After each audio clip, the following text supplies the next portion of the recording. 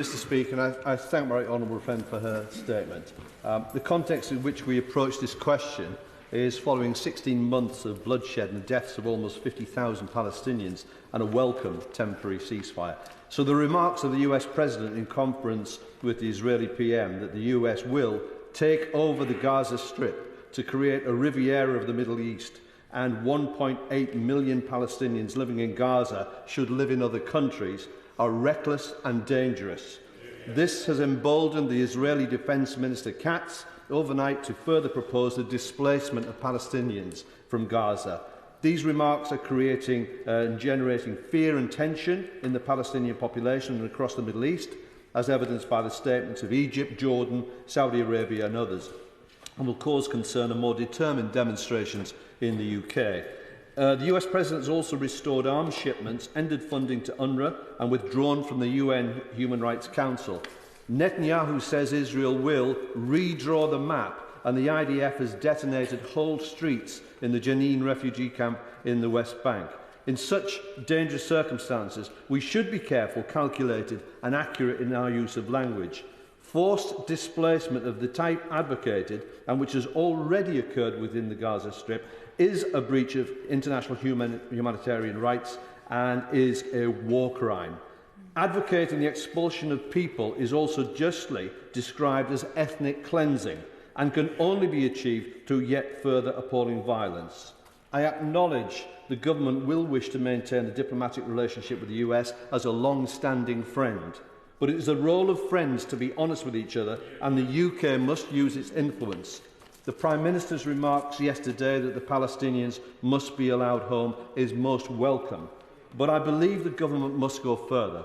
So, will the Minister set out that the UK rejects the President's remarks and those of the Israeli Prime Minister and Defence Minister? Will she confirm that the recognition of the Palestinian state is an urgent necessity in resolving this conflict?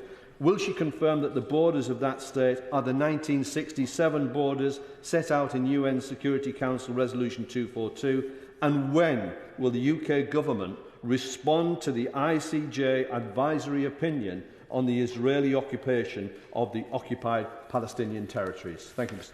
Minister.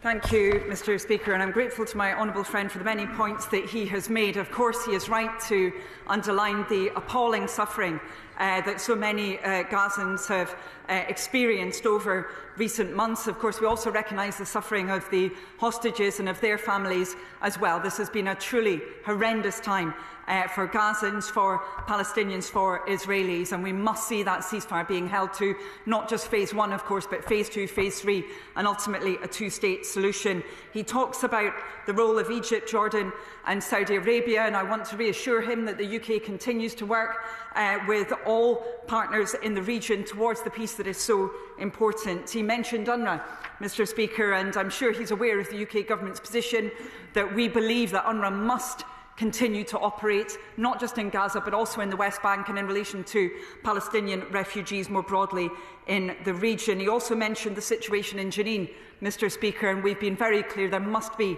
de-escalation. We're deeply concerned about the potential for further instability because of recent developments. On his primary question, Mr. Speaker, around displacement, he did refer to the Prime Minister's statement yesterday, and I want to underline that briefly, Mr. Speaker, because the Prime Minister could not have been clearer in what he said. He stated that he was moved by the image of thousands of Palestinians walking, literally walking through the rubble to try and find their homes and communities in Gaza, as so many of us have been moved. He stated, and I quote, "They must be allowed home.